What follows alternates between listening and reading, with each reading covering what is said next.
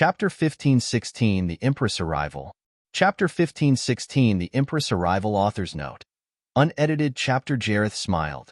We're not done yet. We still have a long way to go, but we're on the right path. Falco nodded. We need to keep pushing. We can't let them condemn Gustav for crimes he didn't commit. We also have to be careful. We don't know what they may have planned. Let's use everything in our arsenal, Eldris chimed in. As they prepared for the next phase of the trial, the thick tension in the air threatened to choke everyone present. The fate of Gustav Crimson hung in the balance. The ruler of Albuquerque's planet, Empress Daria, and Matilda had just arrived in Earth's orbit. Their spacecraft, a smooth golden vessel adorned with the royal crest of Albuquerque's, glided gracefully towards the entry checkpoint, where they were met by a squadron of MBO officers. Matilda was clad in her distinctive MBO uniform when stepped towards the hatch to address the officers. We are here for the trial of Gustav Crimson, she announced, her voice steady and authoritative. One of the MBO officers, with a stern expression, stepped forward. I'm sorry, ma'am, but you do not have clearance to enter at this time. Matilda's eyes narrowed in suspicion. I am an MBO officer, and this is Empress Daria of Albuquerque. We have every right to be here. The officer remained unyielding. Your division does not operate in this sector. We are just following protocol. Empress Daria, who had lots of imposing-looking guards surrounding her, stepped forward with a composed bearing. This trial is of great importance. We must attend. The officer shook his head. We are unable to give clearance at this time. Matilda's frustration grew as other spacecrafts were granted entry while theirs remained detained. This is ridiculous. You're intentionally delaying us. Who gave you these orders? The officer's face remained impassive. We are just doing our job, ma'am. Matilda attempted to contact E and the others, but found her communication efforts blocked. This is deliberate, she muttered under her breath, her annoyance mounting. Calm down, Matilda, Empress Daria said gently. We will find a way. As they continued to argue with the officers, a sudden presence was felt. A very powerful presence descended from the void in the distance, radiating with power and authority. The MBO officers visibly tensed at his arrival. Is there a problem here? Jack's voice was calm, but carried an undeniable weight. The officer hesitated, clearly intimidated by Jack's presence. We were just following protocol, sir. Jack's gaze was unwavering. That is a fellow MBO officer. I'm sure they have important business on Earth. Let them through. But sir, Jack's eyes flashed dangerously. I said, let them through. The officer stepped back, clearly understanding that further resistance was futile. Yes, sir, he said reluctantly, signaling to his subordinates to clear the way. Matilda, though surprised, wasted no time. Thank you. She had no idea why Jack was here and why he helped, but this was no time to bother about the schematics. She had received news from E over a week back, and since it was so impromptu, they had little time to mobilize themselves and get down here. It was a miracle that she was able to bring Empress Daria herself here as well. Empress Daria still felt overwhelming gratitude for Gustav, so she couldn't miss this for the world. Jack nodded. I noticed your spacecraft as I was returning to Earth. Recognized you from Gustav's company. It seemed suspicious, so I intervened. Empress Daria offered a gracious smile. You have our gratitude, sir. Jack's expression softened slightly. Just get to the trial. Gustav needs all the support he can get. With that, the spacecraft resumed its descent towards Earth, finally free from the unjust delay. As they approached Plankton City, the view of the sprawling metropolis filled with towering skyscrapers and bustling streets came into view. The courtroom buzzed with tension and anticipation as more witnesses took the stand to testify on behalf of Gustav. Each testimony painted a vivid picture of selfless deeds, challenging the accusations leveled against him. Another person took the stand, Captain Marduk, a rugged and grizzled man with scars crisscrossing his face. His deep voice commanded attention as he began his tale. I am Captain Marduk from the Nereus sector. Gustav Crimson saved our sector from annihilation at the hands of an escaped convict. This man didn't stop there. He swept the entire sector clean of all crime kingpins, and he didn't ask for anything in return. The jury listened intently as Captain Marduk recounted the harrowing events, describing how Gustav risked his life to transform the Nereus sector. This further challenged the image of Gustav as a villain. My turn. Falco slowly stepped forward while the technological mask he'd been wearing this whole time dissolved to reveal his true face. The crowd gasped in shock, recognizing him as one of the vanished during planet Ozius destruction. His father was well known as one of the richest businessmen on Earth and had caused a lot of ruckus back then, asking the MBO to bring back his son. Everyone thought he was gone forever. No one could have expected to see him here at Gustav's trial. My name is Falco, he began with a steady tone. I'm sure it is well known that I was on planet Ozius when it was destroyed. Gustav and many of our friends did everything they could to save others during that catastrophic event. Myself and Angie were swallowed by the darkness, and yet Gustav never gave up trying to rescue us. He traveled to the dark plane, risking everything to rescue me from the being truly responsible for Ozius' destruction. Falco's words painted a vivid picture of the chaos and destruction on planet Ozius.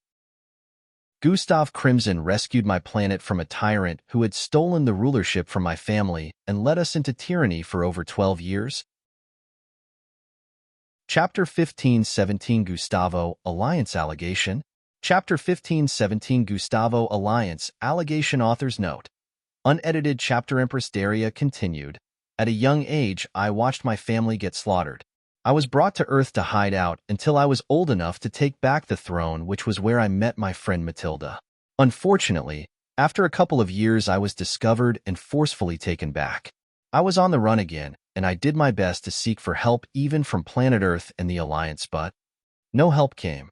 I was ignored because the tyrant put money in the pockets of any Alliance investigator. For over a decade, I was imprisoned. I had lost all hope, until he came, when the entire universe ignored my plight, the plight of my people. He restored peace to our world and brought justice to our people. Are you going to condemn such a man on false basis and lies spinned by people who haven't done half the things he has?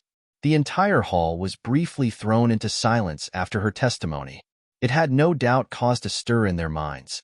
Earthlings were sheep who followed the narrative of superior authority. They rarely ever questioned it when leaders made a particular claim. This was why a lot of them accepted it when Gustav was proclaimed a planet destroyer. All of these testimonies had them wondering if they had been wrong all this time. Had they foolishly swallowed the lies of the world government without giving it any proper thought? Varen Kess suddenly attempted to interject, but the judge silenced him with a stern look. Let the witnesses speak. Jareth Cole seized the opportunity to strengthen Gustav's defense. These testimonies are not isolated incidents. They are part of a larger pattern, a pattern of heroism and selflessness that defines Gustav Crimson. He has saved countless lives, protected planets, and fought against true evil. These witnesses are undeniable proof. Gustav Crimson is not a criminal. To condemn him would be a grave injustice. Gustav's lawyer paused briefly before turning to stare in Jack's direction. Jack nodded, signaling that he was prepared. I will now call on Jack Sherwin to give his testimony of what happened on the day of Gustav's capture. Jareth Cole slowly moved away as Jack stepped forward. As he walked up to the witness stand, the hall fell silent as anticipation hung heavy in the air. Jack finally took the stand, and his presence commanded the attention of everyone in the courtroom. Jack began speaking in a deep tone that resonated through the hall. I want to clear the air about my last encounter with Gustav Crimson. He paused, making sure everyone was listening intently. At the time, I was about to kill Angie because she was a threat to the entire Earth. She was under the influence of a dark power, wreaking havoc and endangering countless lives. There were murmurs among the audience, but Jack's steady gaze silenced them quickly. Gustav interfered and saved Angie. He didn't just stop her, he brought her back. He saved her and, in doing so, also saved the Earth. The prosecutor, Varen Kess, jumped to his feet. Objection. This doesn't change the fact that Gustav has been responsible for countless crimes. He's a danger to society. Jareth Cole, Gustav's lawyer, stood up to interject. Your Honor, what Jack is saying is crucial to understanding Gustav's actions. He didn't act out of malice or self-interest. He acted to protect and to save. The judge nodded. Continue. As I mentioned, Gustav saved Angie from the dark influence by absorbing it into himself and went into an unconscious state to prevent himself from being a threat to this world. I didn't capture him. I merely took him back to see if the MBO could be of any help. Jack's statement caused a visible stir across the world. Everyone could hardly believe their ears, but since it was coming directly from the mouth of the world's strongest, it had to be true, right? Jareth turned to the audience with a firm and clear voice. You've heard the testimonies of those Gustav has saved. You've seen the evidence of his heroism. Gustav evaded pursuit not because he was guilty, but because he was on a mission to protect us all. His actions were necessary to stop greater evils. Jack nodded in agreement. Gustav has been fighting battles we didn't even know existed. He has been dealing with threats that the MBO and the Alliance have overlooked. Without him, many more lives would have been lost. The room was silent as Jack's words slowly sunk in. Varenkes, however, was not ready to give up. He stood up again, his voice dripping with skepticism. And how can we trust that Gustav's intentions were pure? He has a history of violence and destruction. Jareth Cole stepped forward, his eyes blazing with conviction. Gustav's actions speak for themselves. He saved Angie, he saved countless others, and he has been protecting us all this time. The real question is, why are we so quick to condemn a man who has done so much good? The audience murmured among themselves as the doubts and suspicions were slowly being replaced by a sense of admiration and respect. But as the courtroom buzzed with this new perspective, a conspiracy was slowly brewing. Hidden in the shadows, a group of powerful individuals plotted to ensure that Gustav would never be free. They whispered among themselves, their plans taking shape as the trial continued. Meanwhile, back in the courtroom, Angie, Ildris, Falco, and EE watched with bated breath. They could see the shift in the atmosphere, the growing support for Gustav. This is going well. We might not even need evidence of Gustav not being in control of the Gustavo Alliance, Ildris whispered. Angie and Falco nodded, feeling relieved with every second that went by. Angie turned to where Gustav was being held with a look of hope. Hold on for a little longer, my love. You'll be free soon. As the hearing continued, the tension continued to grow. The mix of humans, aliens, and other extraterrestrial spectators hung on to every word spoken. A panel member seated behind the judge with emerald skin and elongated features leaned forward. And what of Gustav Crimson's connection to the Gustavo Alliance? He demanded, his voice echoing through the room. Varenkes seized the opportunity. Exactly, Your Honor. This question goes to the heart of the matter. There is no concrete evidence proving that Gustav isn't the leader of the Gustavo Alliance. Given their actions, this is a crucial point. Looks like I spoke too soon, Ildris muttered with a look of dejection at his position. Angie turned to where EE was seated, trying to give him a signal. EE, who was seated among the MBO officers, had been discreetly trying to contact Elevera through his communicator. He muttered under his breath, "Come on, Elevera, pick up." But the transmission kept failing, adding to his growing frustration. It seemed like Elevera was in a position where she couldn't accept this transmission, and EE understood how dangerous it was, but the situation demanded for it. Jareth Cole stood to counter Varen's accusations. Your Honor, this is a baseless claim. We have presented extensive evidence of Gustav's heroism and his continuous fight against real threats. The Gustavo Alliance is merely using his name to instill fear and confusion. The spectators murmured among themselves. Many had already begun to doubt the villainous portrayal of Gustav, especially after hearing the testimonies of those he had saved. But the shadow of the Gustavo Alliance's atrocities still loomed large, casting doubt on his innocence in this regard. Leader 2 finally spoke. We need substantial proof that Gustav has no ties to the Gustavo Alliance. Until then, these allegations hold weight. The back and forth between Varenkes and Jareth Cole grew more heated. Mr. Cole, Varen pressed, you cannot deny the Gustavo Alliance's actions. They have taken over multiple planets, killed innocent species. How can you absolve your client of these connections without irrefutable evidence? Jareth responded firmly, we are working on providing that evidence. But we must remember that mere association, without proof of command or involvement, does not make someone guilty. Suddenly, a crackling noise filled the hall. The ceiling began to tremble as the ominous crackling noise filled the vast hall. Spectators, officials, and security personnel alike looked up in confusion.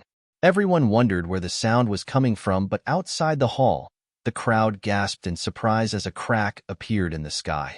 The crack widened, causing blistering winds to sweep across the surroundings.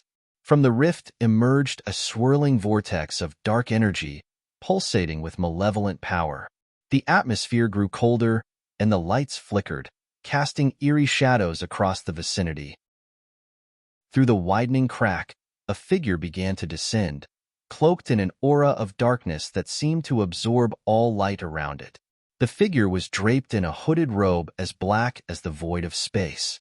The robe flowed and billowed, as if alive, and its edges seemed to shimmer with a dark, ethereal energy. Chapter 15:18 You will listen. Chapter 15:18 You will listen.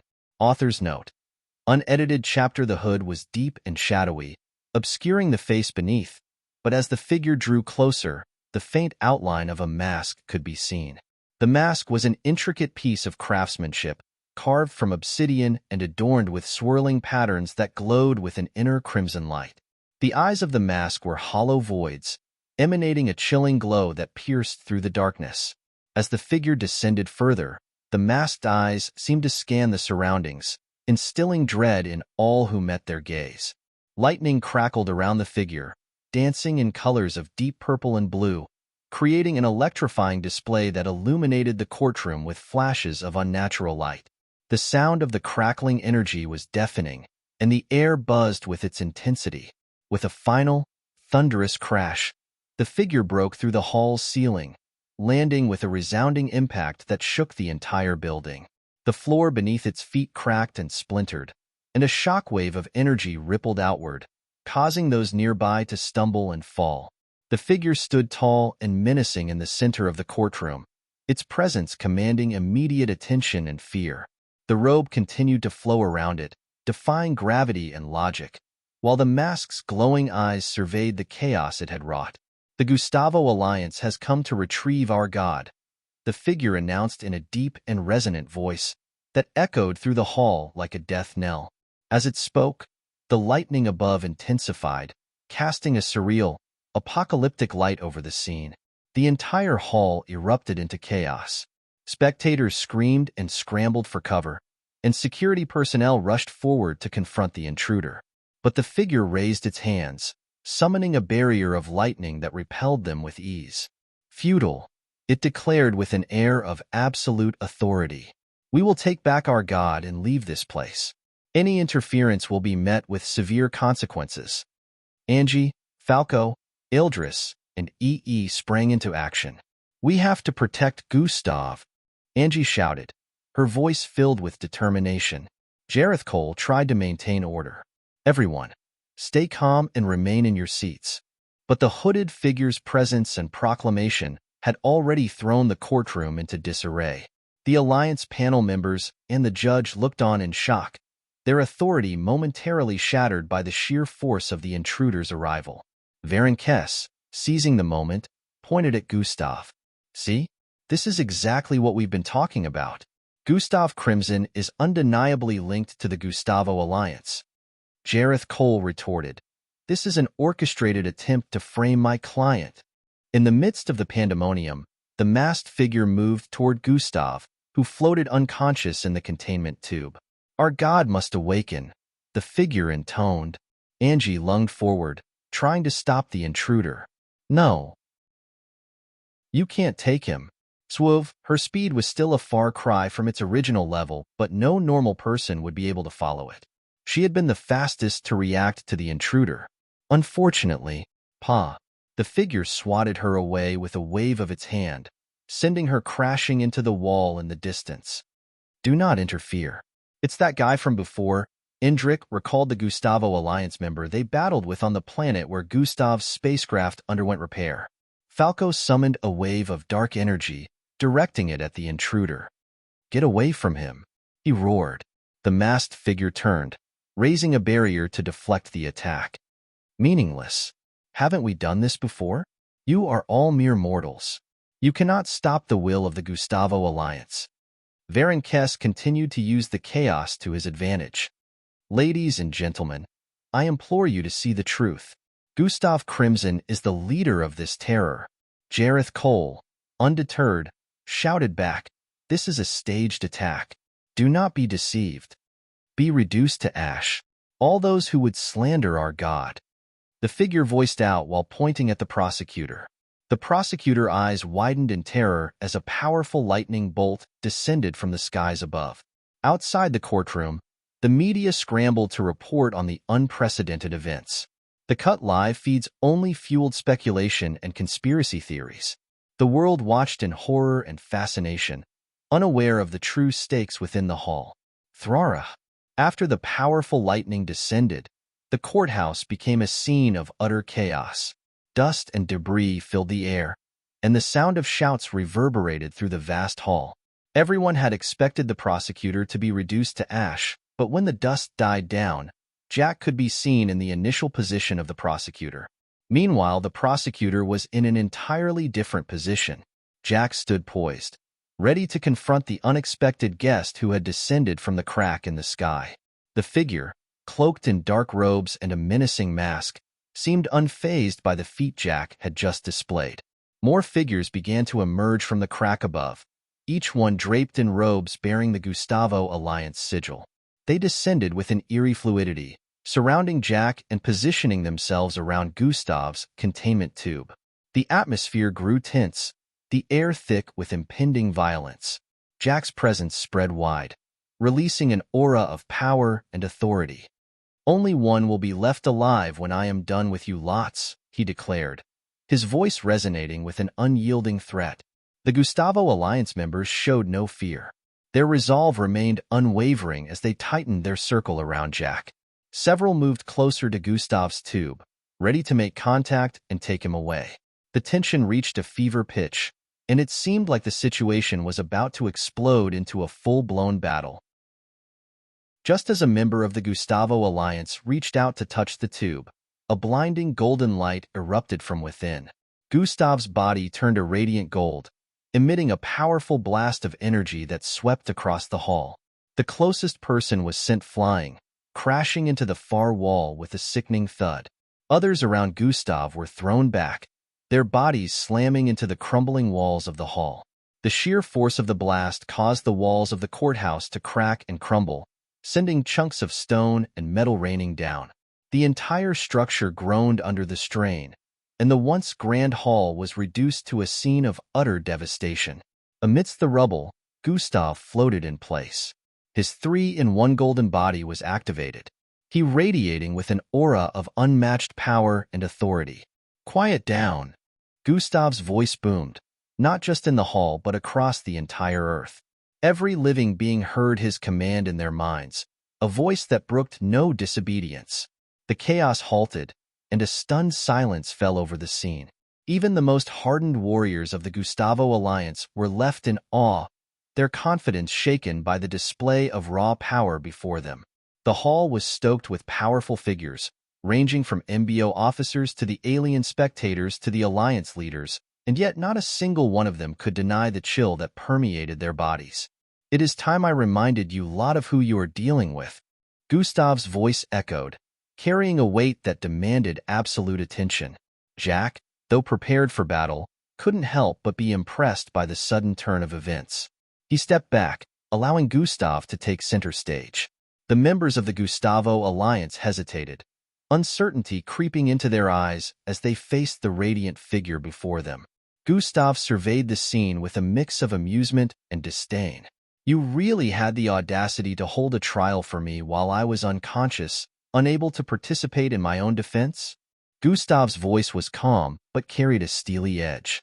One of the Alliance leaders sitting behind the judges, a stern-faced woman with crystalline eyes, stood and addressed him. "There is nothing wrong with proceeding so long as you were present, even in an unconscious state." Gustav's laughter rang out, deep and resonant, shaking the very ground beneath them. The earth trembled as if sharing in his mirth. His grim expressions on the faces of everyone in the surroundings increased the longer he laughed. The prosecutor, seizing the moment, attempted to regain control. You see, Your Honors, this is precisely the kind of behavior we are dealing with. Gustav is unpredictable, unstable, and dangerous. He uses his power recklessly. Before he could continue, Gustav raised a hand, and a wave of pinkish-red energy swept across the entire earth. The energy radiated from him in powerful surges, enveloping every living being. Instantly, everyone fell to their knees. Their wills were overwhelmed by the force of Gustav's cosmic superiority. I will speak, and you will all listen. Gustav's voice echoed across the globe, resonating in the minds of every creature, human and alien alike. Silence fell over the courtroom, the only sound being the faint vibration of Gustav's energy. He took a deep breath and began to speak, his tone grave and contemplative. You accuse me of heinous crimes, yet you fail to see the truth. I am not a good person. I have never claimed to be. Most of the acts I performed were not out of some misguided sense of heroism. No, they were for the handful of beings in this vast universe who mean something to me.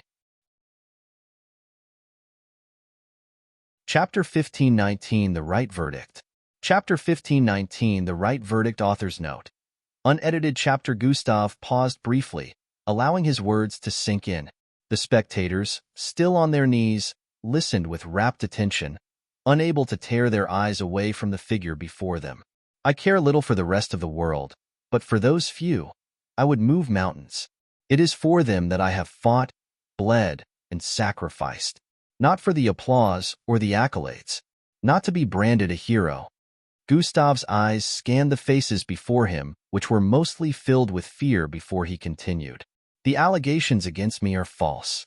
The crimes you claim I committed are fabrications. I am no saint, but neither am I the monster you make me out to be. My deeds, whether good or bad, were driven by my own motives, not by a desire to bring harm to the innocent. He let out a sigh, his gaze growing distant as he spoke of deeper truths.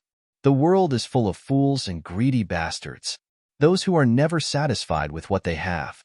They seek to claim benefits wherever they can, trampling over anyone who stands in their way.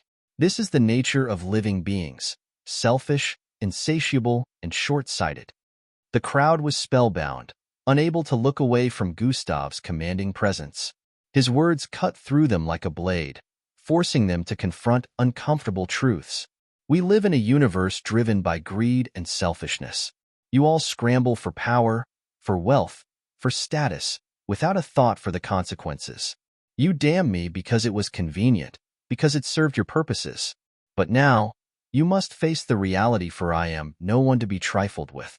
Gustav's golden aura flared brighter, casting long shadows across the courtroom. His eyes, filled with a deep wisdom and an even deeper sorrow, bored into those of the Alliance leaders. You call for my trial, but I stand here today to put you all on trial. You accuse me of crimes, yet your hands are far from clean. You seek to use me as a scapegoat for your own failures and fears, but I will not be your pawn. The Alliance leaders exchanged uneasy glances, their confidence wavering under the weight of Gustav's words. Even Baron Kess, who had been so sure of his victory, seemed at a loss for words. Gustav continued, his voice steady and unyielding.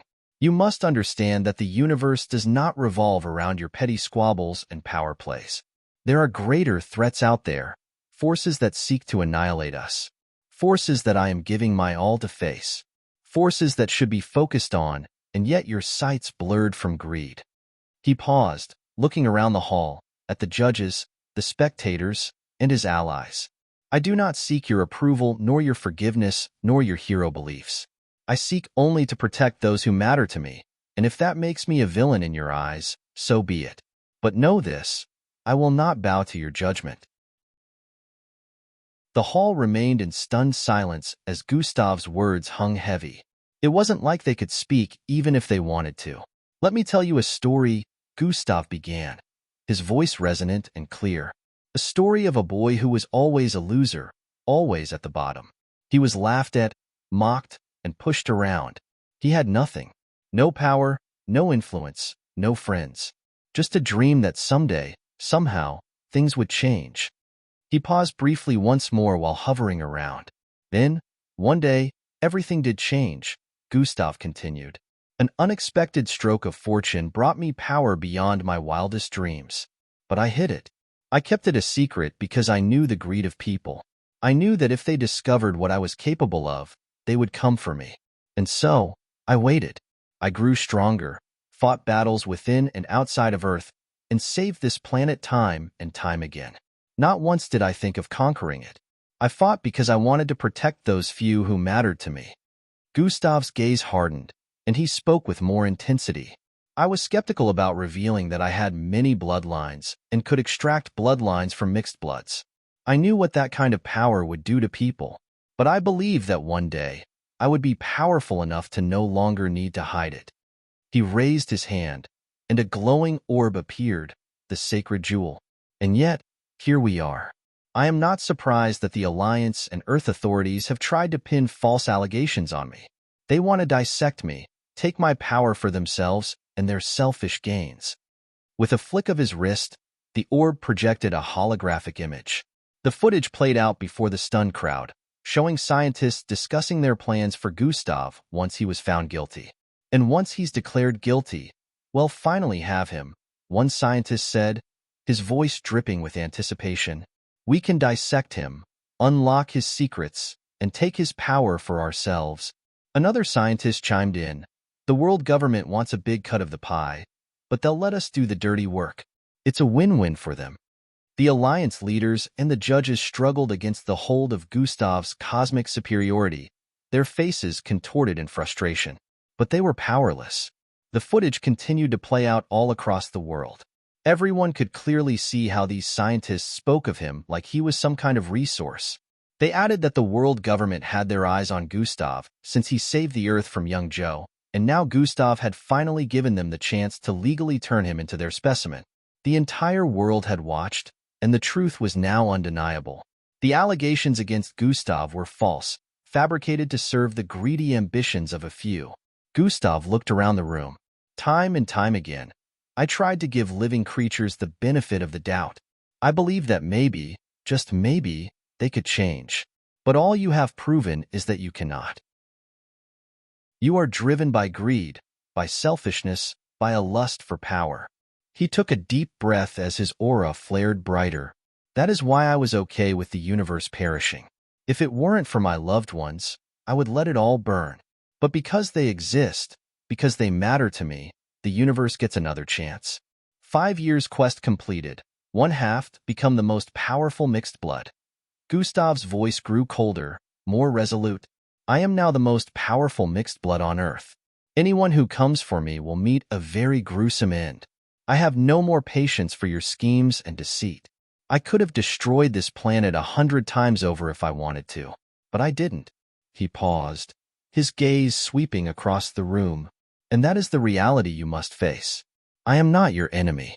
I am not your conqueror. But cross me, threaten those I care about, and you will know true fear. Let this be the last time anyone dares to mess with me, Gustav declared, his tone brooking no argument. As his words reverberated through the air, a binding process began. Cosmic strings, shimmering with a light that defied the spectrum, shot out from Gustav's fingertips. They wrapped around the masked figure in dark robes first, encasing him in an unbreakable cocoon. The figure couldn't even struggle as the strings tightened, rendering his supernatural abilities useless as well. One by one, the members of the Gustavo Alliance met the same fate. Each was bound tightly, their powers nullified. Finally, Gustav deactivated his cosmic superiority. The oppressive weight lifted from the earth, and people everywhere gasped for breath as their bodies slowly regained motor functions. Chaos gave way to a tense stillness as everyone tried to process what had just happened. In the courtroom, the judge and the Alliance leaders were at a loss. They exchanged wary glances, unsure of how to proceed. Gustav's display of power had left them speechless, their carefully laid plans shattered. Suddenly, a figure broke through the tension. Angie ran towards Gustav with a look of relief. Her arms had wrapped around him before anyone could even understand what was happening. She locked him in a fierce embrace as her breath hitched with emotion. "Gustav," she whispered, her voice trembling. "You're back." Gustav's rigid stance softened as he returned her embrace. His eyes closed for a moment as he enjoyed the solace of her warmth. "Angie," he murmured, his voice heavy with the weight of recent events. "I'm here. I'm not going anywhere." The judge cleared his throat, attempting to regain control of the situation. "Gustav," she began cautiously, "what do we do now?" Gustav gently disentangled himself from Angie, turning to face the judge. "I think you know what to do. I don't think anyone here dares stop the final verdict. The right verdict.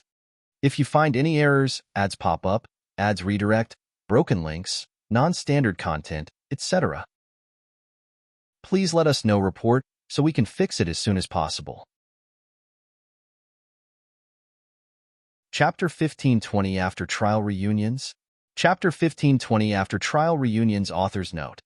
Unedited chapter. The courtroom still lay in ruins due to the cosmic power that had been unleashed within. Debris and rubble were strewn across the floor with scorched patches marked in Gustav's position. Despite the destruction, a sense of awe permeated the air. Spectators ranging from MBO officers to aliens, important dignitaries to alliance leaders, all stood in silent reverence, their gazes fixed on the central figure who made the entire world freeze.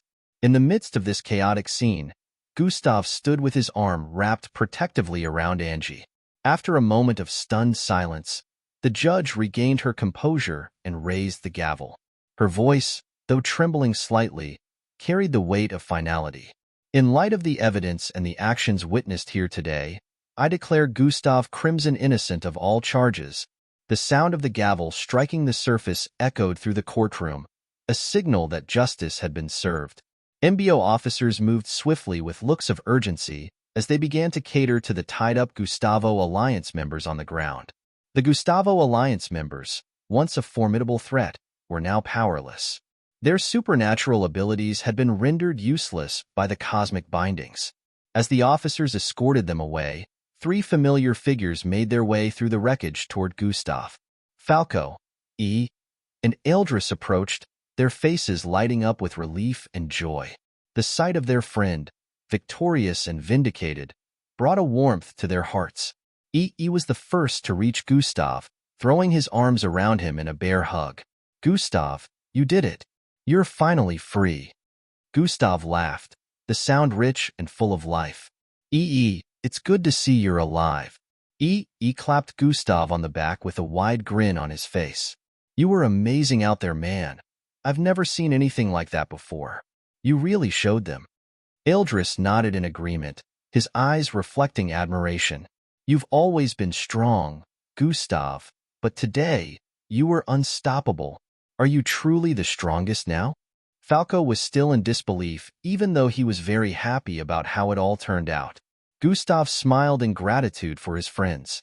"You guys are the best. I am aware of everything you did while I was out. Your support means everything." As they shared a hearty reunion, laughter and light-hearted banter filled the air.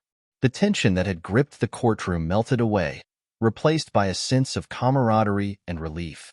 It was a moment of triumph. Gustav's expression grew serious as he turned to face the Alliance leaders, who had been watching the reunion with mixed emotions.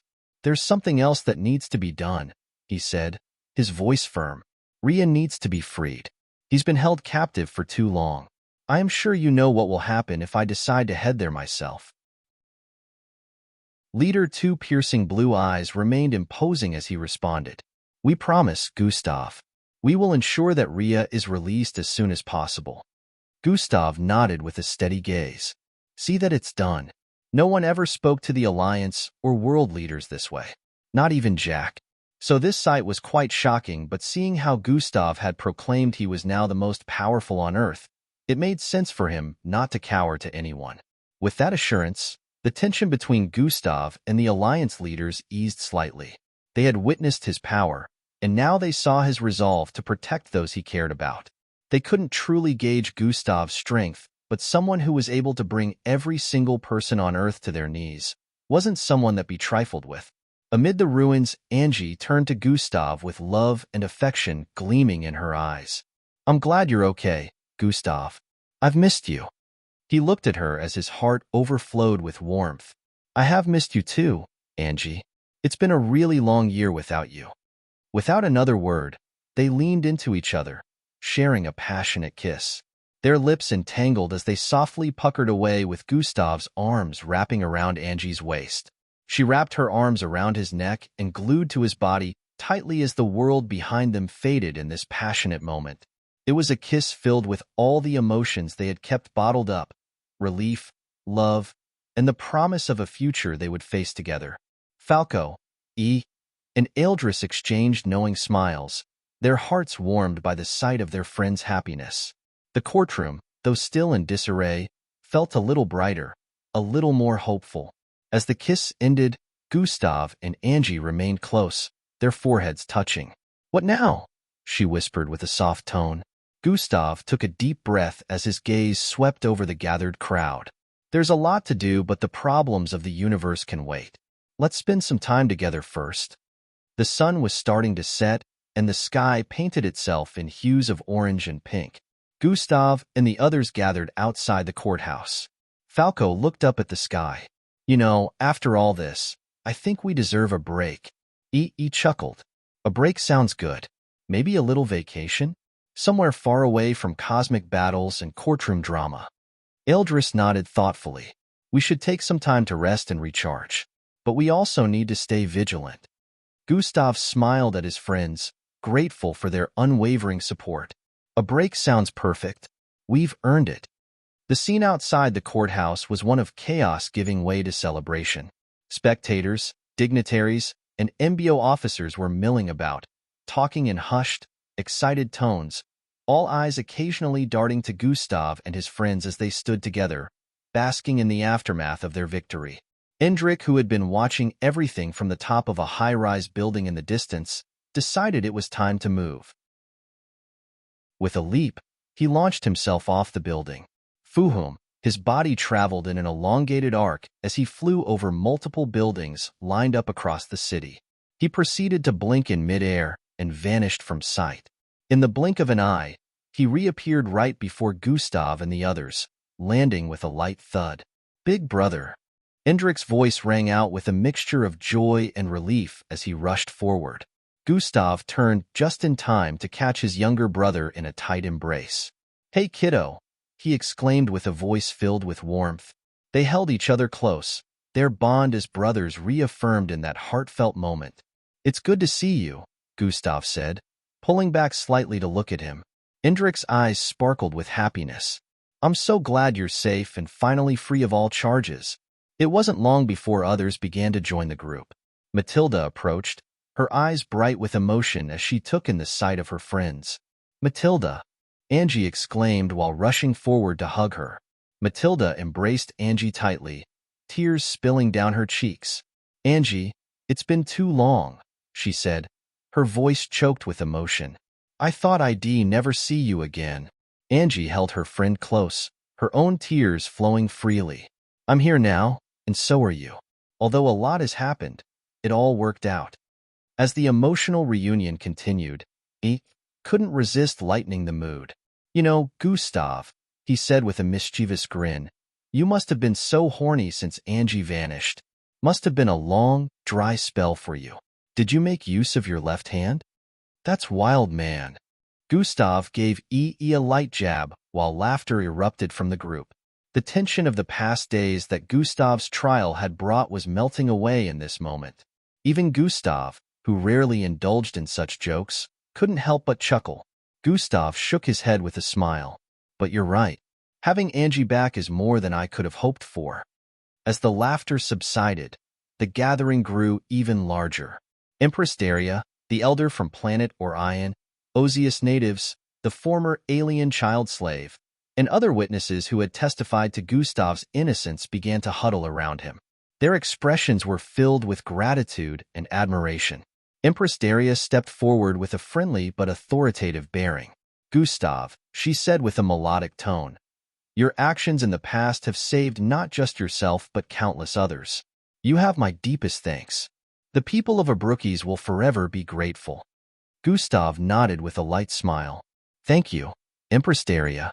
Your support and testimony were invaluable. I truly appreciate it. The elder from planet Orion, a wizened being with eyes that seemed to hold the wisdom of the ages, nodded in agreement. You have done great things, Gustav.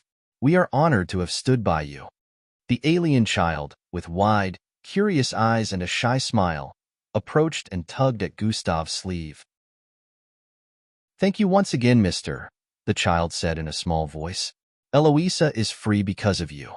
You made the bad people go away. Gustav squatted, meeting the child's gaze. You're welcome, he said gently. I'm glad I could help. Chapter 1521 Worldwide Protests. Chapter 1521 Worldwide Protests. Author's note. Unedited chapter. The scene outside the courthouse was heartwarming as the crowd increased, ranging from people Gustav had helped in the past to reporters and other media outlets. It seemed like it would never end till Eldris brought his hover car over and revved the engine up to get the group's attention. Gustav and the others pushed through the crowd to get into the luxuriously built red hover car. Sighs of relief could be heard within the car as they sped off. Falco turned to the group with a thoughtful expression. So, about that vacation we were talking about, he said. Where should we go? Matilda's eyes lit up with interest. A vacation sounds wonderful. I'm in. Angie nodded in agreement while her fingers and Gustav's were locked. Let's go somewhere peaceful, where we can all relax and enjoy each other's company. E grinned. I hear the beaches at Elysium Prime City are amazing this time of year. Crystal clear waters, white sandy beaches, and no cosmic battles in sight. Eldris nodded thoughtfully. Elysium Prime sounds perfect. We could use some sunshine and relaxation. Gustav looked around and chuckled. Elysium Prime it is, then. Empress Daria, who had been quietly observing, smiled softly. Can participate in this Elysium Prime vacation as well? Of course, you're very welcome to. Angie held her hand cheerfully. It's nice to finally meet you. Matilda mentioned you in the past, she added. Thank you, Angie. Empress Daria smiled while responding. They were surprised that Daria was interested in joining them since she was an empress and had an entire planet to run, but none of them were against the idea. As the saying went, the more, the merrier. For the next couple of days, the news of Gustav's innocence spread like wildfire across the planet. Every media outlet, news channel, and social media platform was buzzing with updates and analysis. Headlines blared from every screen. Gustav cleared of all charges. World government deception exposed. Protests erupt over misconduct. The streets of major cities were alive with the sound of voices raised in anger and solidarity. People gathered in droves, holding signs and chanting slogans, demanding justice for Gustav and accountability for those who had wronged him. The atmosphere was electric, charged with the fervor of a population that felt betrayed. Hold the government accountable. A protester shouted through a megaphone in the heart of Atrihia City, which was buzzing with thousands of demonstrators. We demand the accusers be held accountable. No more lies. Another protester, a woman with fiery eyes and a resolute expression, held a sign that read, "Scientists to court." She turned to the person beside her. They wanted to turn him into a lab rat. They should be the ones standing trial now. The media scrambled to cover the escalating situation. Reporters stood on the front lines of the protests, their faces tense as they delivered live updates. This is Jane Roberts reporting from the center of Atrihia, a reporter said, her voice barely audible over the chants. The public outcry has reached a boiling point. Citizens are demanding that the government and the scientists who conspired against Gustav be held accountable. Inside news studios, heated debates were taking place. Pundits and analysts argued over the implications of the recent revelations. It's clear that the government has a lot to answer for, one analyst said, gesturing passionately. They deceived us all, and they need to be held responsible for their actions. But let's not forget the bigger picture here, another countered. Gustav's display of power raises questions about the true extent of his abilities. Is he really the world's strongest mixed blood? More powerful than Jack? The debates raged on, both in the media and on the streets. Some believed the stories of Gustav's unparalleled strength, citing his recent feats as undeniable proof. Others were skeptical, insisting that the media was exaggerating his abilities. Meanwhile, the corridors of power were in turmoil. Government officials and alliance leaders were scrambling to address the growing crisis. In a high-level meeting room, a group of them sat around a large table, their faces etched with worry. "We need to contain this situation," one official said, his voice urgent. "The public is calling for our heads. We have to show that we're taking action." "The scientists involved are already on the run," another added. "We need to find them and bring them to justice before things get completely out of hand." MBO officers were dispatched to hunt down the scientists that were shown in the footage displayed by SJ. Their mission was clear: apprehend those who had conspired against Gustav and bring them to court. The officers moved cautiously, knowing that the eyes of the world were upon them. They had to make it look like they were truly rooting out the bad ones, so many had to be sacrificed. In a quiet, dimly lit apartment, one of the fugitive scientists, Dr. Malcolm Voss, paced nervously. His once respected career was in ruins, and he knew that he couldn't stay hidden forever. A news report on the TV caught his attention, and he listened intently. "The MBO has issued arrest warrants for several scientists, MBO officers, and government dignitaries," the anchor said. "Authorities are urging these individuals to turn themselves in peacefully." Dr. Voss sighed, running a hand through his disheveled hair. "This is a nightmare," he muttered to himself. "I never wanted it to come to this." Just then, a knock on the door startled him. He froze, his heart pounding. The knock came again, more insistent this time. "Dr. Voss, we know you're in there," a voice called out. "This is the MBO. Open the door and come out with your hands up." Dr. Voss' mind raced as he thought about how to get out of this situation. He turned to the balcony and grabbed a jacket to cover himself before jumping out. The moment he activated his bloodline to turn himself weightless, a figure in MBO uniform leapt from below and grabbed onto him. Other MBO officers in the surroundings sprang into action as well. Energy-binding nets were shot upwards, and the scientist got covered up instantly, causing his bloodline energy to immediately dissipate. He fell from the air alongside the other MBO officer. They were both caught, and the officer got freed. "Dr. Malcolm Voss, you're under arrest," one of the officers said while stepping forward to place him in energy cuffs. "You have the right to remain silent." This wasn't the only place where such an occurrence was taking place. The other scientists were being hunted as well. Commander Zanatus did well to whittle out the corrupt MBO officers as well and added to the list. The officers who were being hunted were the hardest to scrap up, but they were slowly making progress. As the protests continued and the search for the fugitive scientists intensified, the world watched with bated breath. The story of Gustav's innocence and the subsequent fallout had captivated everyone, sparking a global conversation about justice, power, and the responsibilities of those who wield it. The days passed. The protests showed no signs of abating. Crowds gathered outside government buildings, demanding transparency and accountability. Signs bearing slogans like "Justice for Gustav" and "End Government Corruption" filled the streets. One evening, a group of protest leaders managed to secure a meeting with high-ranking government officials. The atmosphere in the room was tense as the two sides faced each other. A protest leader, a young woman with a fiery gaze, spoke first. "We represent the voices of the people.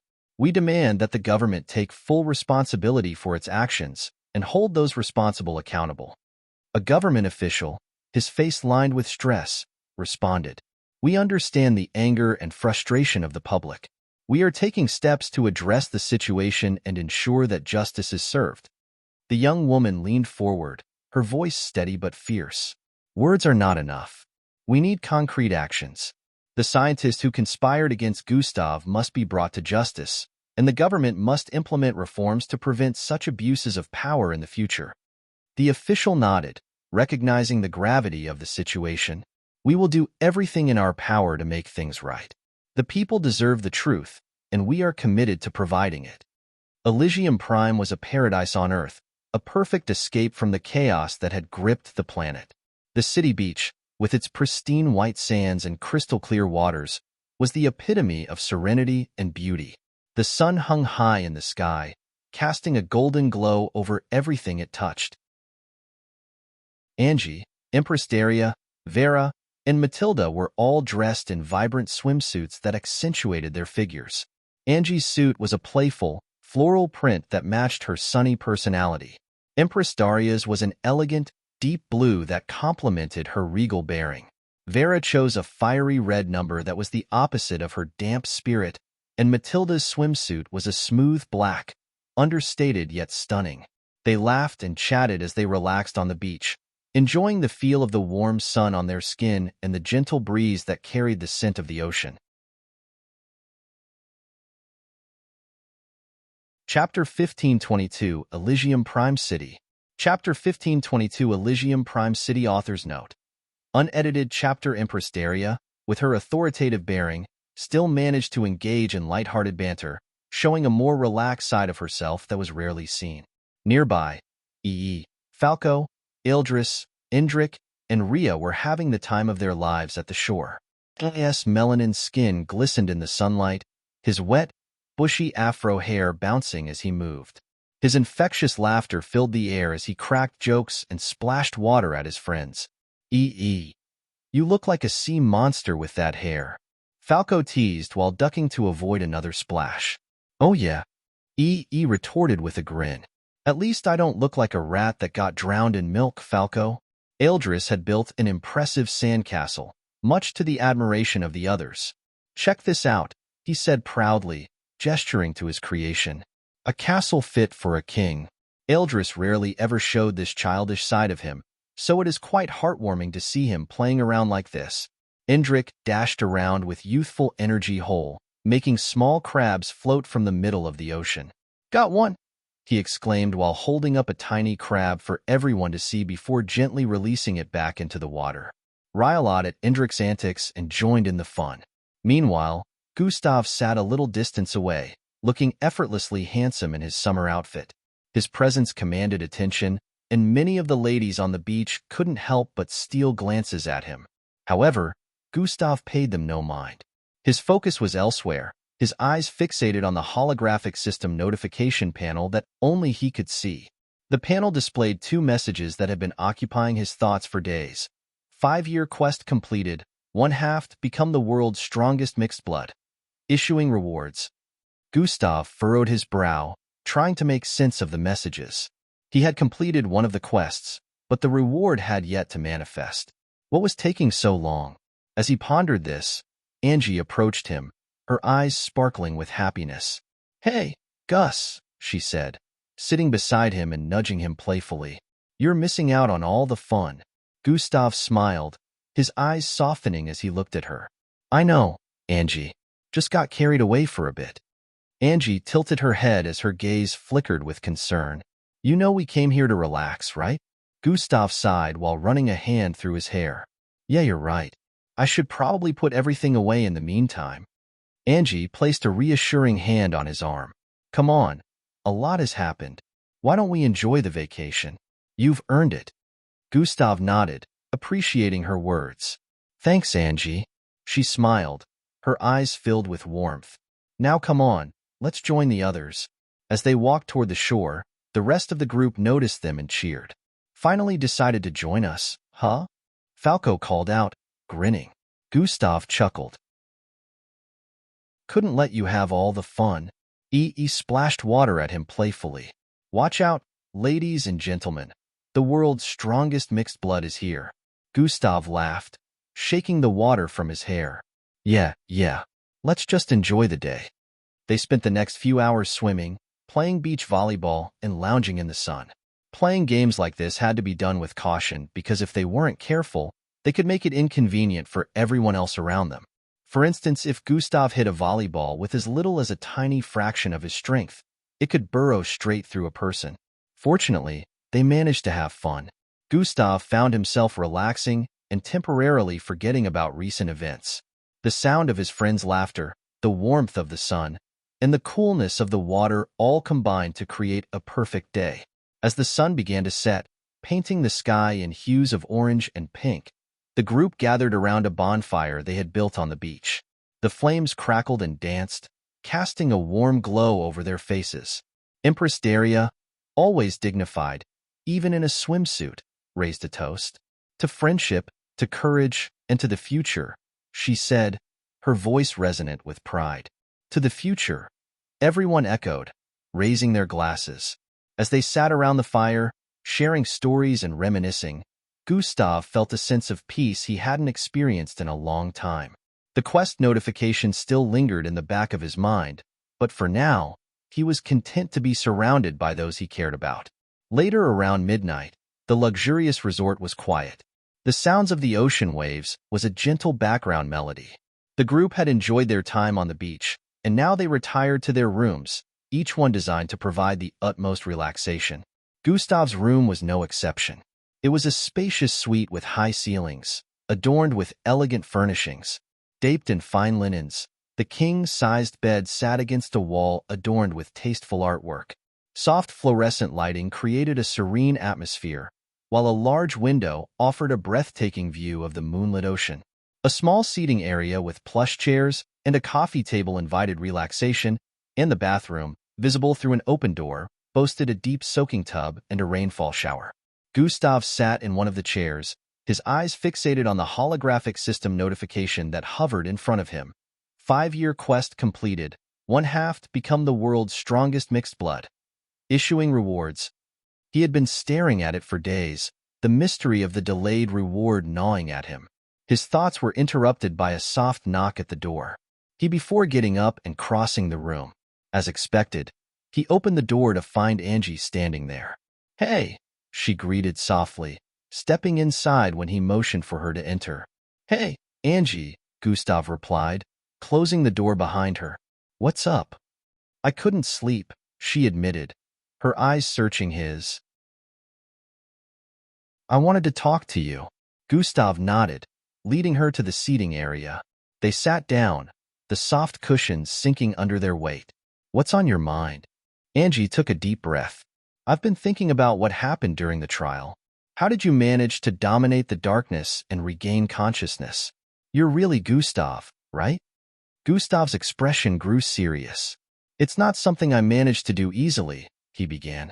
"I've been fighting that darkness since the day I saved you. That was the reason I chose to be unconscious in the first place. It provided me a better chance." Angie listened intently, her eyes never leaving his. "But you managed to control it. How?"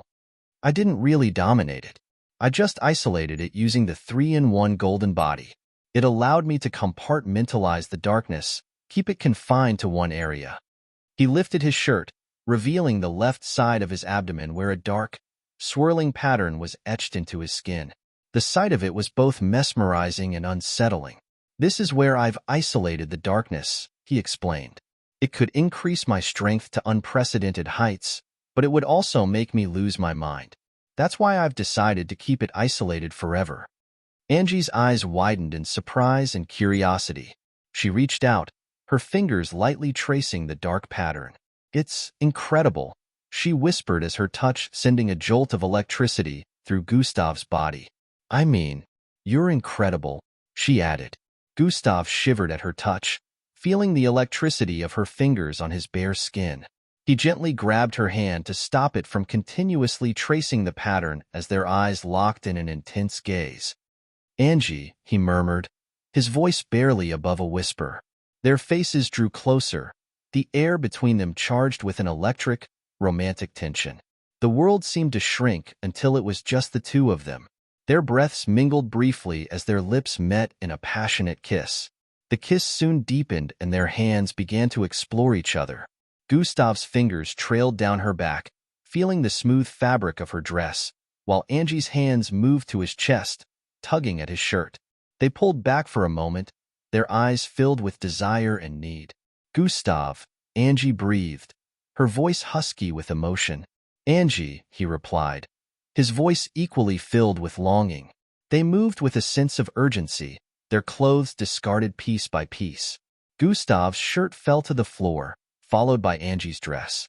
They stood there for a moment, taking in each other's forms, their hearts racing. The room seemed to glow with a soft, golden light as they came together again, their bodies pressing close. Gustav lifted Angie, carrying her to the bed where they continued to kiss, their passion intensifying with each passing second. As they lay down, the softness of the bed enveloping them, Gustav and Angie let their desires take over. Their movements were a dance of love and need, their touches gentle and urgent all at once. They whispered each other's names, their voices filled with emotion, as they became lost in the moment. Gustav left a trail of kisses down Angie's soft skin, causing her to shiver each time in excitement. She could feel something hard and thick poking her belly region. She instinctively reached out to grab it.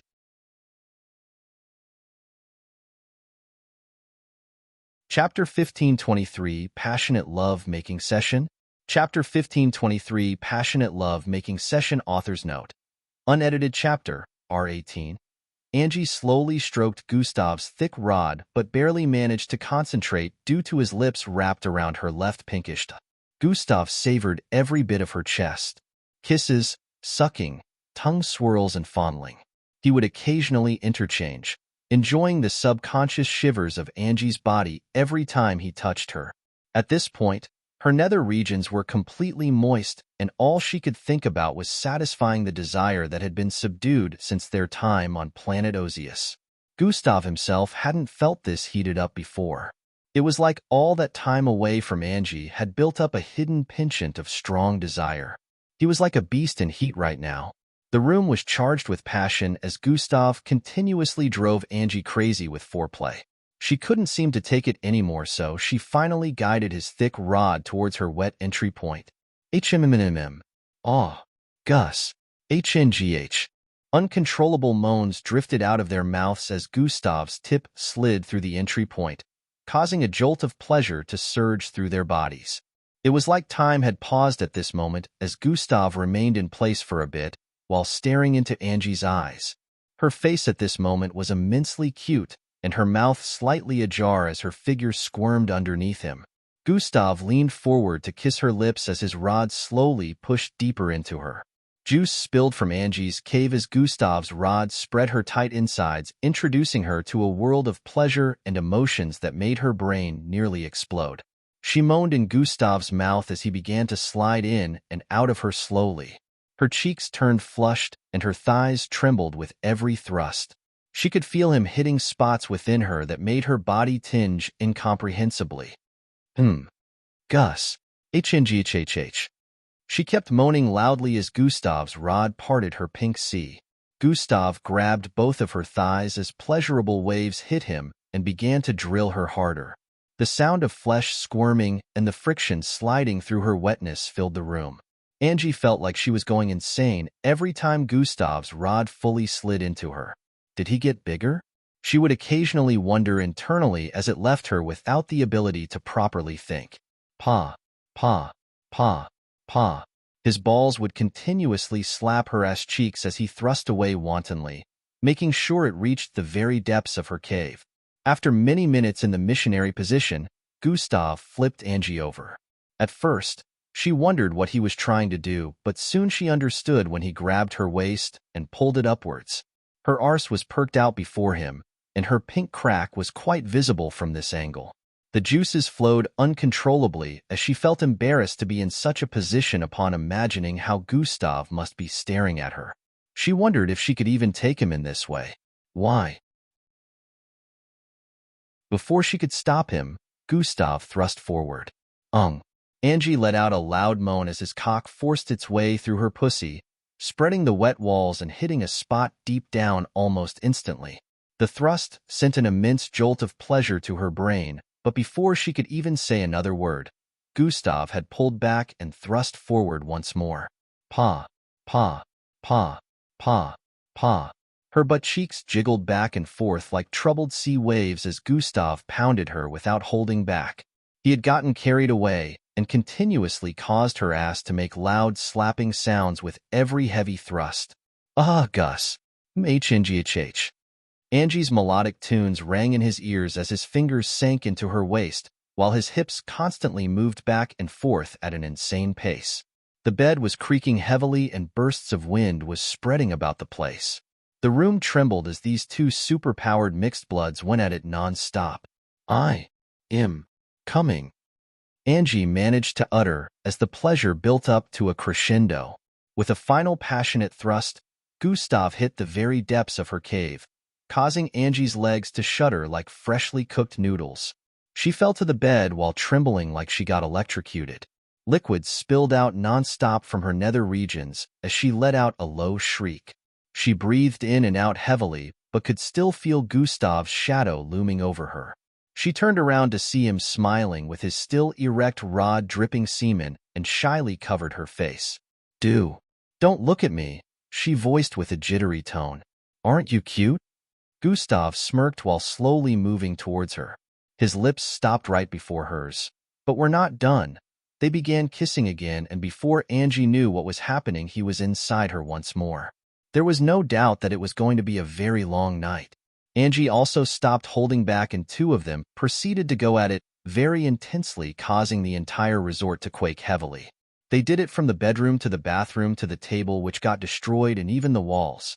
Cracks appeared all over the place, and even the bed couldn't bear the full brunt of their passionate rounds. The world outside faded away, leaving only the two of them in their intimate cocoon. The moonlight streamed through the cracked window, casting a soft glow over their entwined bodies. Afterward, they lay together on the floor, breathless and content. Their limbs were tangled in a loving embrace. Angie rested her head on Gustav's chest, listening to the steady beat of his heart. That was amazing, she whispered, her voice filled with awe. Gustav smiled, pressing a kiss to her forehead. It was, he agreed. I've never felt anything like this before. They lay in comfortable silence for a while, simply enjoying each other's presence. The room, once filled with tension, was now a sanctuary of love and peace. The first light of dawn began to filter through the curtains, casting a gentle glow over the room. The destruction in the room became more evident. As they basked in the afterglow, Gustav chuckled softly. I think we might have overdone it, he said in amusement. Angie smiled, her eyes twinkling with mischief. Worth it, she replied, tracing a finger along his chest. But we should probably fix this before anyone notices. Outside their room, the resort was abuzz with complaints. Visitors were talking to the management, bewildered by the tremors that had rocked the entire building. The staff was equally confused, trying to reassure the guests without understanding the true cause of the disturbance. Gustav sat up, surveying the damage with a thoughtful expression. I can fix this, he said confidently. He stood, helping Angie to her feet, and then raised his hands. A soft, milky light began to emanate from his palms, filling the room with a gentle radiance. Using his atomic manipulation ability, Gustav focused on the room's structural integrity. The light flowed outward, touching the cracked walls, the broken windows, and the destroyed bed. Slowly but surely, the damage began to repair itself. Cracks sealed, glass reformed, and the bed reconstructed. In a matter of moments, the room was as good as new, every trace of their passionate night erased. Angie watched in awe, her admiration for Gustav growing even more. You never cease to amaze me, she said, her voice filled with affection. Gustav smiled, pulling her into his arms. And you never cease to inspire me, he replied, leaning in for a kiss. Their lips met, and the world seemed to fade away once more. Just as they were about to lose themselves in another round of lovemaking, a sudden and unexpected phenomenon occurred. The serene morning was abruptly shattered by low, ominous sounds that filled the air. Gustav immediately sensed a shift, his heightened awareness picking up on a massive presence surrounding Earth. He pulled back from Angie as his expression turned serious. Something's wrong. Gustav's eyes squinted. Angie looked at him in concern. What is it? Gustav's eyes seemed to focus on a distant point beyond the walls of their room. The entire Earth, it's been surrounded. Before Angie could respond, a massive shadow fell over the resort. They rushed to the window and looked up, their eyes widening in shock. The sky was filled with enormous spacecraft, each one bearing a bull-like, beast-headed sigil. The ships hovered ominously, casting dark silhouettes against the rising sun. People all over the resort, and indeed the entire planet, stared up in confusion and fear. Panic began to spread. The spacecraft hadn't phased through Earth's barrier, but they were large enough to bloat out the sun, which proved that they weren't dealing with ordinary forces. In the resort's lobby, guests and staff alike gathered, their faces pale with worry. One man pointed skyward, his voice trembling. "What are those? Are we under attack?" A woman clutched her child, her eyes wide with terror. "What's happening? Someone do something."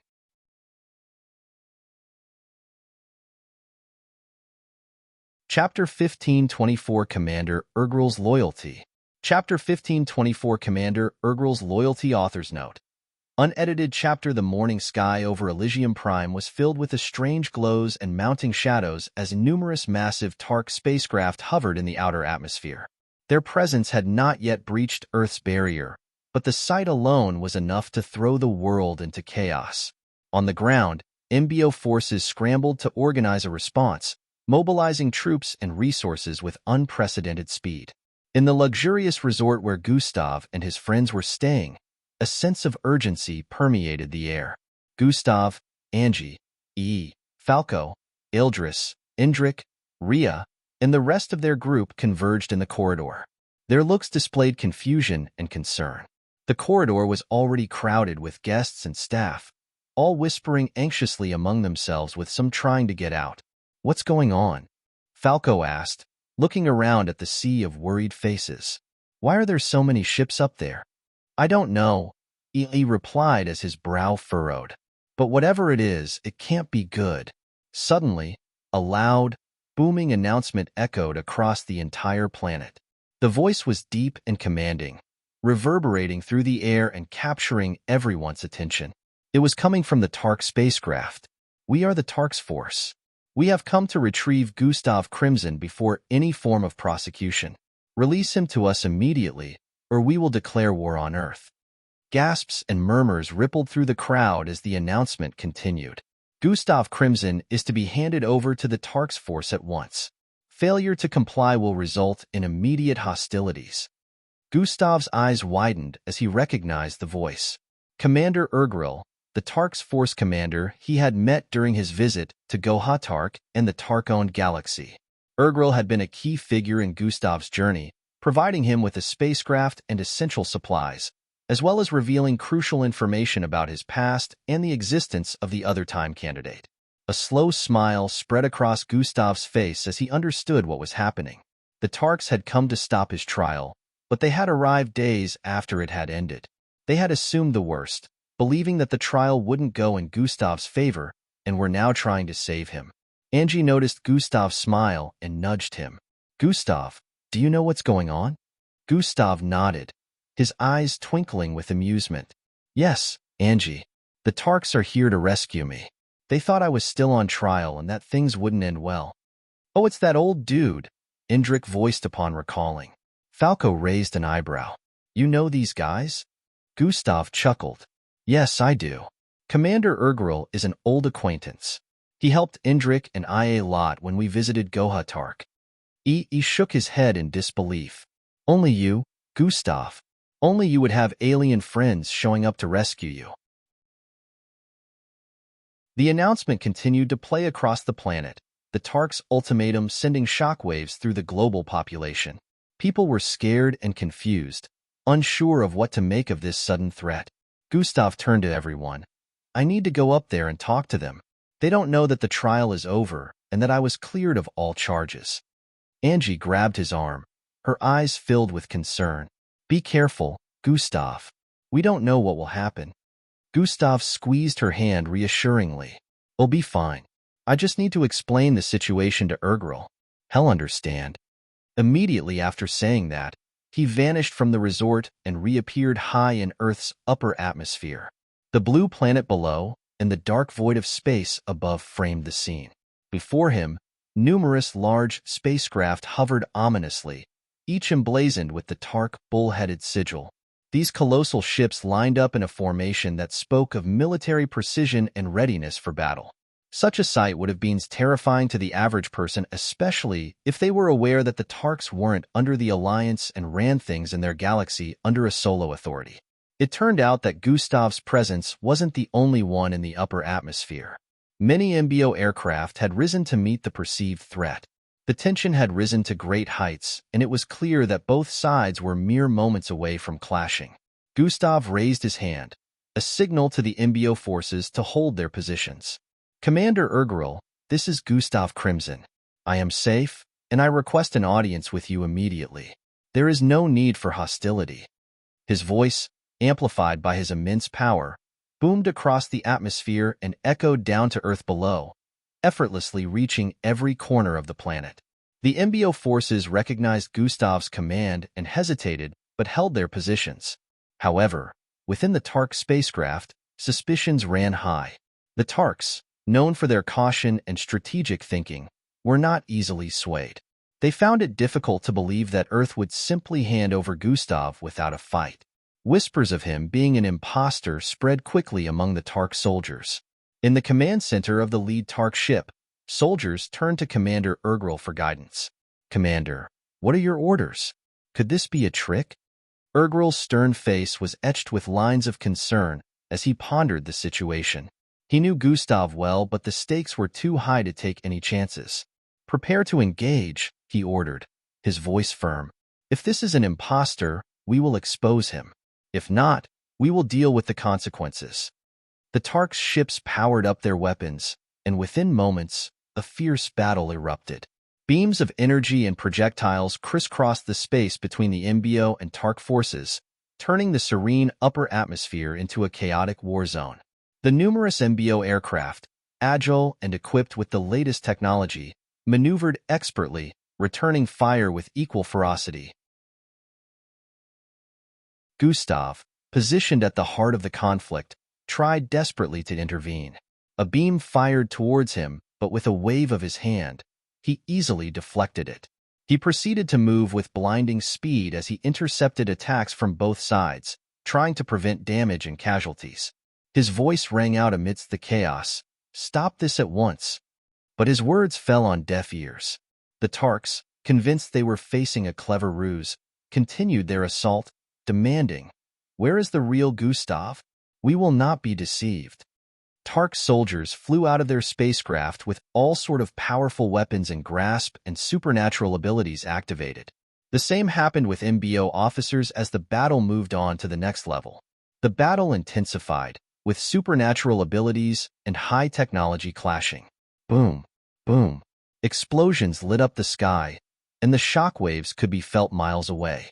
Realizing that mere words would not suffice, Gustav decided to unleash a fraction of his true power. His eyes emitted a pinkish-red glow as a crimson cross appeared in his pupils. Unleashing his cosmic superiority Yarki, an unfathomable energy radiated outward in a limited scale. The effect was immediate and overwhelming, sweeping across the entire surroundings. Everyone immediately froze in their tracks. "Cease this madness now, or I will destroy everyone," Gustav's voice boomed, carrying the weight of absolute power. The declaration hung in the air, a promise of annihilation that none could ignore. The fighting stopped instantly. MBO pilots and Tark soldiers alike found themselves immobilized, their weapons and abilities rendered useless by the oppressive force of Gustav's Yarki. Gustav hadn't even decided to stop their body motor functions. He simply threatened them and decided he would take further actions if they chose to disobey, but fortunately, it got to them. Commander Urgrel, sensing the undeniable truth in Gustav's power, ordered his soldiers to stand down. "It is him," Urgrel said in awe. "This is the real outworldly, our savior." The tension began to dissipate as the Tarks retracted their weapons and the MBO forces lowered their defenses. Gustav allowed his Yarki to fade, though its presence lingered. He floated towards the lead Tark ship with unbridled confidence. As he approached, a hatch opened, and a transport beam enveloped him, bringing him aboard.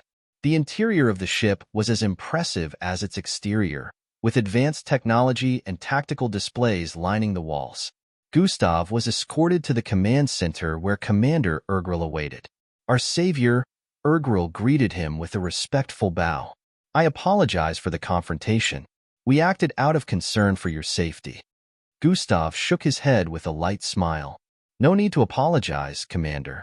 I appreciate your efforts to protect me even though you arrived quite late. The trial was concluded days ago, and I was found innocent. Urgrel's eyes widened in surprise. Is that so?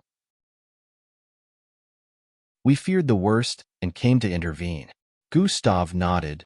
Yes, and I am grateful for your concern. But there's no need for further hostilities. Earth's people are already on edge. Urgrel sighed, visibly relieved. Understood. We will withdraw our forces immediately and issue a formal apology to Earth. Turning to his communication officer, Urgrel gave the order. Moments later, the Tark's new message was broadcast across the planet.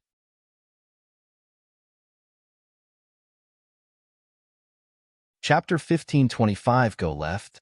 Chapter 1525 Go Left. Author's Note. Unedited chapter, People of Earth. This is Commander Urgrel of the Tark's force. We apologize for the earlier misunderstanding. Gustav Crimson has informed us that he has been cleared of all charges. We are withdrawing our forces immediately. Thank you for your understanding. Back on Earth, the message was met with a collective sigh of relief. The tension that had gripped the planet began to ease, and the chaotic atmosphere started to calm. Gustav reappeared among his friends, who were waiting anxiously for his return. Is everything okay? Angie asked. Gustav smiled reassuringly. Yes, everything is fine. Commander Urgrel understands the situation now. The Tarks are withdrawing. E let out a low whistle. You sure know how to cause a ruckus, Gustav. Falco laughed. More like saving the day, as usual. As the sky cleared and the massive Tark ships began their retreat, after Tark forces had withdrawn, the Earth began to settle back into an uneasy calm. Gustav, his friends, and Commander Urgrel gathered in a serene park on the outskirts of the Elysium Prime City. The lush greenery and the gentle sound of a flowing stream were a relief to the sense as the earlier events slowly faded into obscurity. The group sat on benches arranged in a semicircle under a large, ancient tree whose branches spread wide, offering shade and a sense of security. The atmosphere was filled with a mixture of curiosity, relief, and a lingering sense of the extraordinary. Indrik, Falco, Ildris, Ria, Angie, Matilda, Empress Daria, and Vera were all present. They had expressions of astonishment on their faces at this moment. They had just witnessed a Tark force commander who had threatened the entire Earth only minutes ago, now sitting calmly with them. Gustav introduced everyone formally to Commander Urgrel. Everyone, this is Commander Urgrel, the Tark force commander who helped me in the past. Urgrel, these are my closest friends and allies. Urgrel's presence radiated with a refined military demeanor that commanded respect. It was like standing before Grand Commander Cheyenne. However, he nodded to each of them with a look of humility as his armor glinted in the sunlight. His eyes held a depth of wisdom and experience. Falco was the first to speak. So, you were ready to take on the whole planet just to protect Gustav? Urgrel's expression softened slightly as he looked at Gustav with something akin to reverence. Yes, Falco. Gustav, or as we know him, the Outworldly, is our savior and God. We would do everything in our power to protect him, even if it meant going against Earth. Angie looked between Gustav and Urgrel, her brows furrowed in thought. Why do you see him as your savior and God? Urgrel turned his gaze to her, his voice calm and steady.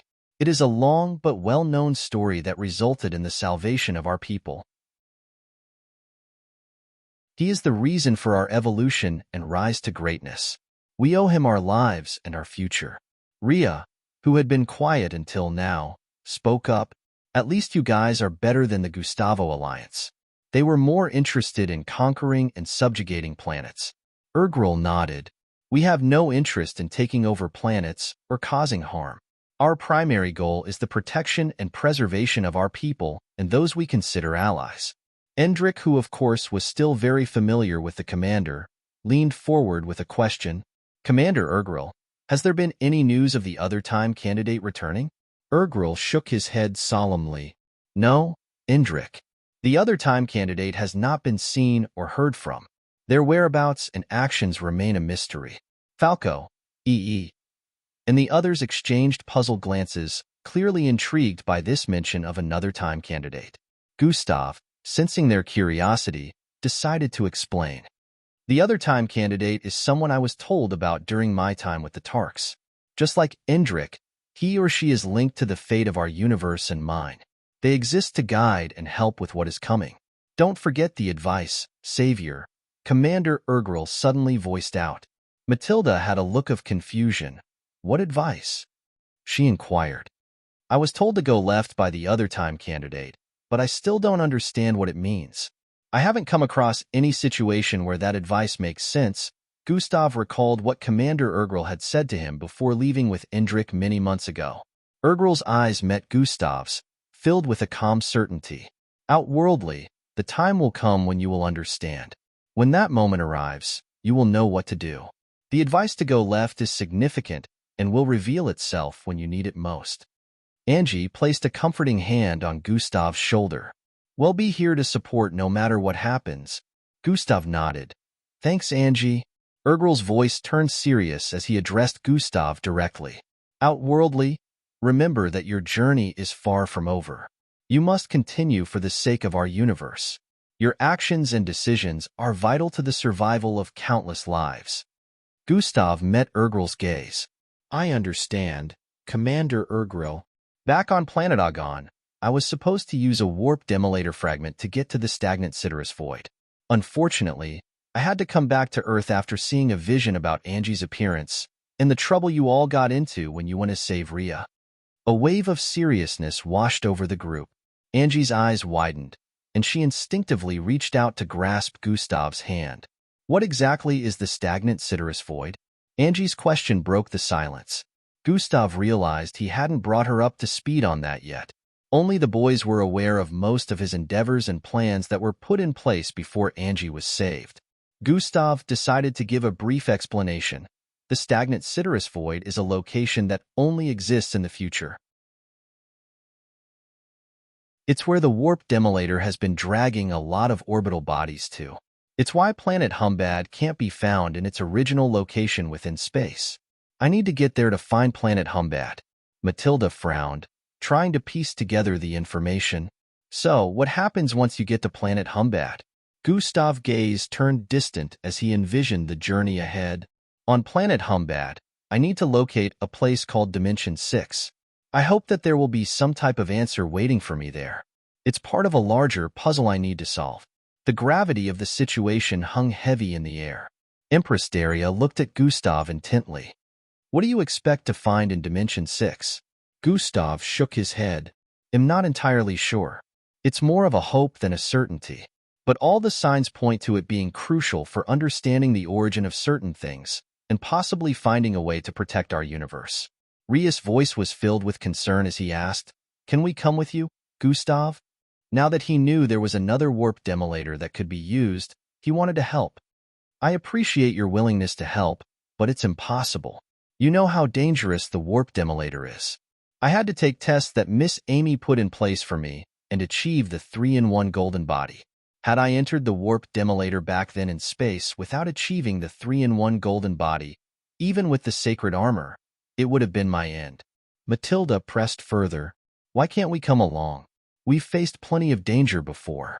Gustav's gaze hardened. Because you would all die if you did. The warp demolator will rip you to shreds from your body to your mind, and even your soul. It will leave nothing. Only someone with the 3-in-1 golden body can survive the journey. Angie's eyes were filled with worry as she squeezed his hand tighter. But you'll be alone. What if something happens to you? I've faced many dangers alone before. This is yet another thing I have to do by myself. But I promise, I will come back. I have to. For all of you, Gustav vowed with a look of assuredness. Eldris nodded in understanding as he recalled nearly getting swallowed up by the warp demolator. If it wasn't for the strange whitish being that had saved them at the time, he was sure it would have been their end. It wasn't like they could really do anything about it. Gustav wouldn't allow them to make foolish decisions based on emotions. After all, what good were they to him dead? We get it, Gustav. Just be careful, Eldris stated. Sure thing. Nightfall had arrived and Commander Urgrel had left after passing some gifts to Gustav, one of which included a new spacecraft. At the moment, Gustav and Angie found themselves walking along a path lined with blooming flowers. Their hands were intertwined. The moon cast a silver glow over the surroundings, adding a touch of romantic magical to the atmosphere. Angie looked up at Gustav, her eyes shimmering with unshed tears. "When will you be leaving?" "About a week or two from now. I still need to put some things in place before leaving."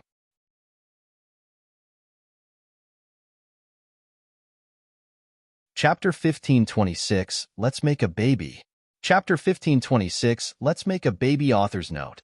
Do not unlock. Gustav stopped walking and turned to face her while gently cupping her face in his hands.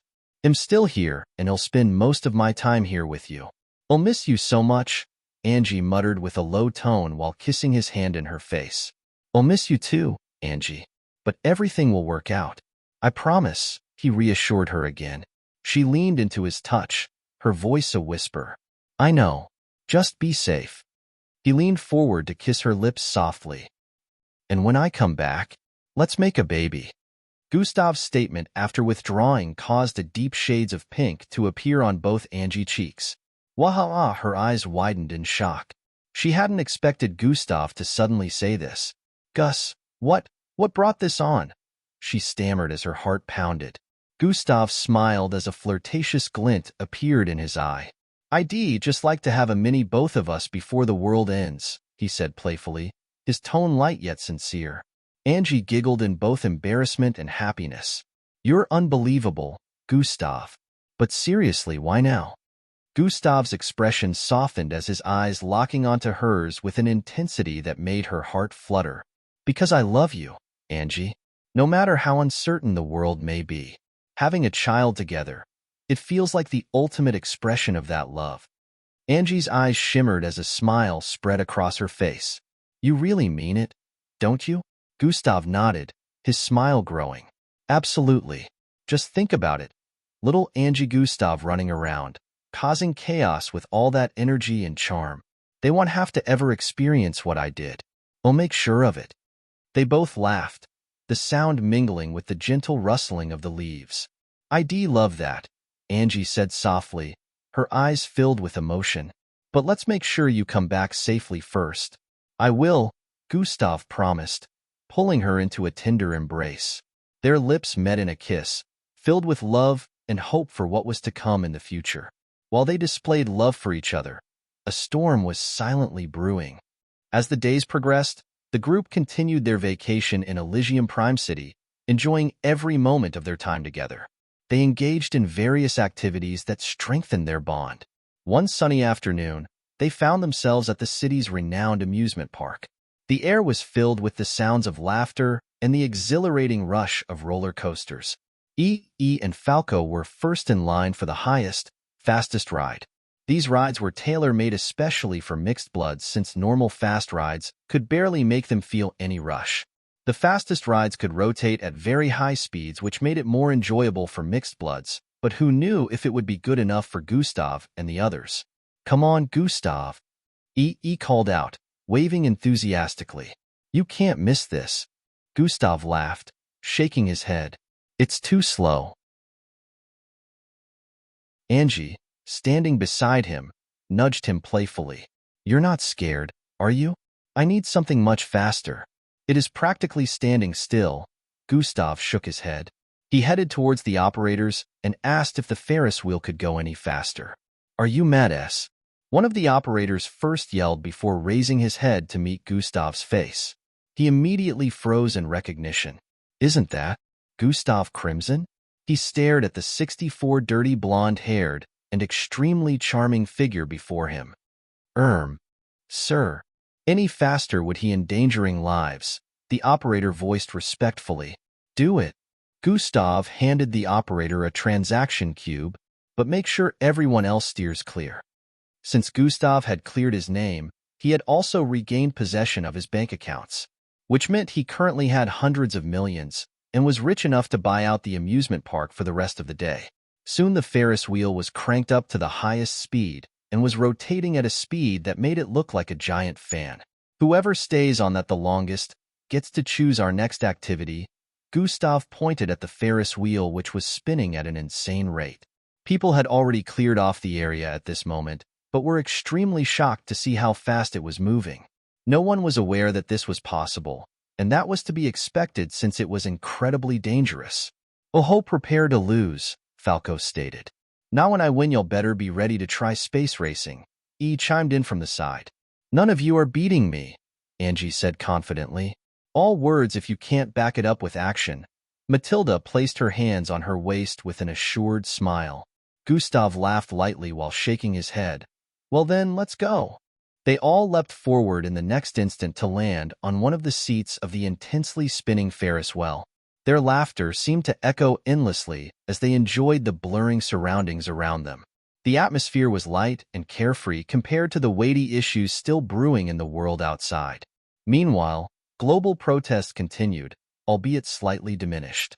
The arrest of corrupt scientists, MBO officers, and government dignitaries had calmed some of the unrest, but the people were far from satisfied. They demanded assurances that such injustices would never happen again, their voices rising in unity for lasting change.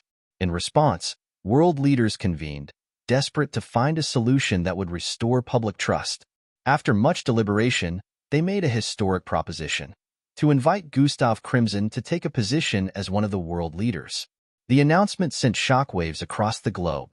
News channels buzzed with the unprecedented offer, debates erupted, and the world watched with bated breath to see how Gustav would respond. On the final day of their vacation, Gustav, Angie, and their friends sat together on the beach, watching the sun set over the horizon. The sky was painted in hues of orange and pink. They really had a blast in Elysium Prime City, but as the saying goes, all good things must come to an end. E was the first to break the silence, nudging Gustav. "Hey, man, have you noticed that the world leaders have been trying to contact you? They've been pretty persistent." Gustav sighed, leaning back on his hands and gazing out at the horizon. "Yeah, I've seen the messages. Honestly, I don't care." At that moment, Gustav's communicator beeped, signaling an incoming call. He glanced at the display and saw Commander Xanatus' name. With a sigh, he picked it up, knowing that he couldn't ignore this particular call. A holographic projection of Commander Xanatus appeared before them, his stern yet familiar face smiling warmly. "Gustav, it's good to see you," Xanatus began. Gustav smiled back. "Xanatus, it's been a while. How are things?" The commander chuckled. "Busy, as usual. But let's not talk about me. How's your vacation going?" "It's been great. Much needed after everything that's happened," Gustav replied, his friends nodding in agreement. E grinned and joined the conversation. "Hey, Commander Xanatus, how's it going? You keeping the MBO in line?" Xanatus laughed. "Doing my best. How's the beach treating you all?" Falco chimed in. "It's amazing here. We've had a blast." After a few more moments of catching up, Xanatus' expression turned serious. "Gustav, I need to inform you about something important. The world leaders have made a proposition. They want you to become one of them." Everyone fell silent, stunned by the revelation. Angie's eyes widened, and she looked at Gustav with an expression of astonishment. "Gustav, that's huge." Ria nodded in agreement. "I didn't see that coming, rival." Falco raised an eyebrow. "What's the catch?" Xanatus sighed. "There's no catch, Peresi. The leaders believe that having someone like Gustav in their ranks could bring about significant change. His actions have inspired people worldwide." Gustav shook his head with a resolute expression. "I'm not interested in playing politics, Xanatus. I don't want to be a part of their games." Matilda leaned forward with a thoughtful gaze. "Think about the benefits, Gustav. You could keep the government in check and ensure that what happened to you never happens to anyone else." Vera finally spoke after much silence. "You don't have to do it. I think they're up to something." Empress Daria chimed in with a soft-spoken tone. "Leadership is a heavy burden, but it's also a chance to shape the future. Consider it carefully." Gustav turned back to Xanatus after hearing the other speak. "That's desperate, even for them." Xanatus' hologram sighed deeply. "There have been unrest and non-stop protests all across the world. People are demanding change, and the leaders are struggling to maintain order. They believe that once you become a part of them, this will stop. Also, since you are believed to be the world's strongest, become a world leader should give the planet a sort of unspoken blanket of protection. Angie squeezed Gustav's hand. Maybe this is the next step. I really don't have time for it. I have other things to do rather than have the world leaders at their pants. You're tuning in to the Warrior Lore YouTube channel. Don't forget to subscribe and join us on this journey to catch the most captivating stories.